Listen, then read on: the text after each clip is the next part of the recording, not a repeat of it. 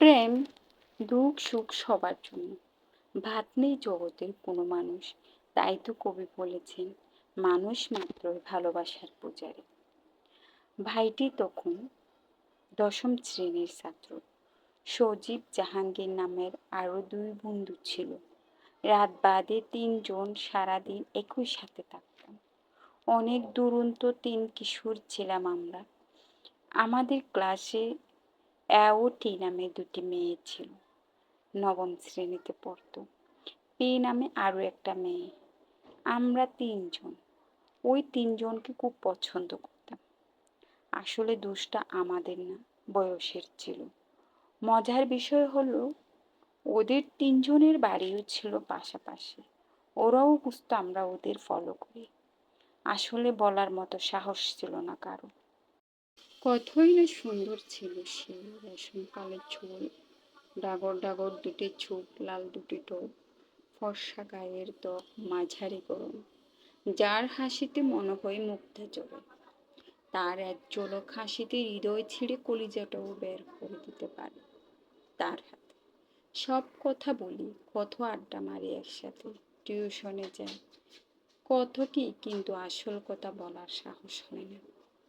কিন্তু চোখে চোখে চলছে সামনা, সমানে সমানেও একদিন স্কুলে না আসলে আমার ভালো লাগতো না। বারবার উপোস নিতাম আমার অন্য বন্ধুর কাছ থেকে। ওকে না দেখলে, ওর মুখের কথা না শুনলে আমার হৃদয় হয়ে যেত উত্তপ্ত মরুভূমির মতো। আসে বুঝতে পারছিলাম না ওর এত ভালো লাগার কারণ। বিকাল হলে ছুটে চলে যেতাম আমরা তিনজন সাইকেল ওদের এলাকায়।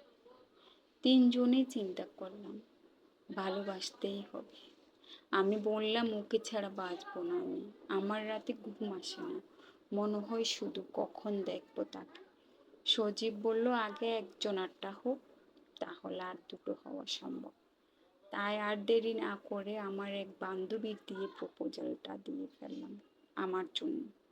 প্রথম ক্লাসের পর প্রথমে না বলে দিল, আর বলে দিল ভালো ছাত্ররা কখনো প্রেম করে না, আমাকে ধোঁকা দেবে। এ কথা শুনে আমার তো মন খারাপ। কোনো কথা নেই, ক্লাসের এক কোণে বসে পার করলাম। চারটা ক্লাস কোনো কথা না বলে আমি মাঝে মাঝে খেয়াল করছিলাম ও আমাকে দেখছে। আমি টিফিন না খেয়ে ক্লাসের এক কোণে বসেছিলাম ক্লাসে। অন্য কেউ ছিল না এমন সময়। ও আসল এবং বলল সত্যি তুই আমাকে ভালোবাসিস? আমি কোনো কথা বলছি না।